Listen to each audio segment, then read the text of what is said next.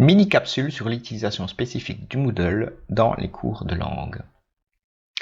Comment j'envisage d'utiliser Moodle? C'est sans doute la première question à se poser.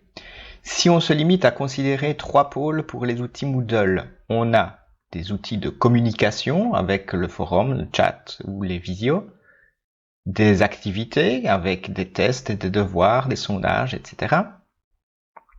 et des ressources, des fichiers texte par exemple, ou encore des livres. Pour certains, les étudiants vont être plutôt passifs et pour d'autres, plutôt actifs.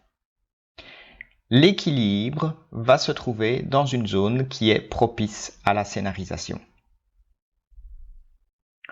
Pourquoi scénariser? À partir du moment où on introduit Moodle dans ses activités d'enseignement-apprentissage, on fait de l'hybridation. Et c'est intéressant de scénariser un minimum ces séquences. Quelle part Moodle va-t-il prendre dans mon enseignement? Quel va être mon taux d'hybridation? Quelles composantes digitaliser? Si on en revient au pôle dont on a parlé précédemment, est-ce que je fais faire passer à distance la partie communication, les objets, l'apprentissage? Cela permet de repenser le présentiel. Si je fais passer en distanciel l'aspect plus transmissif, par exemple, je peux utiliser un meilleur escient mon présentiel pour faire du cognitif. Attention toutefois à la charge de travail pour l'étudiant. Un outil possible pour scénariser, l'ABC Learning Design. Pour savoir quel outil utiliser, vous allez pouvoir vous référer à ce guide des outils qui nous a été proposé par Joyce Seitzinger. Ce guide donne différentes caractéristiques pour chaque outil. Est-il difficile ou facile à mettre en œuvre? Permet-il un transfert d'informations? Permet-il une évaluation? Favorise-t-il la communication et les interactions entre apprenants? Permet-il de co-créer du contenu? Et finalement, à quel niveau taxonomique peut-on le situer?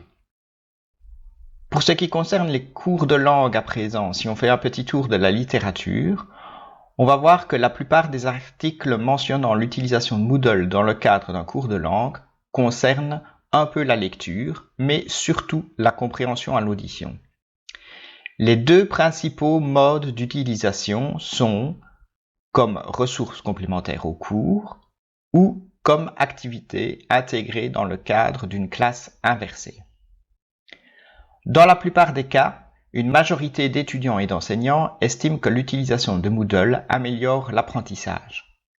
La diversification des tâches dans Moodle, audio, vidéo, clip, participerait à améliorer l'engagement.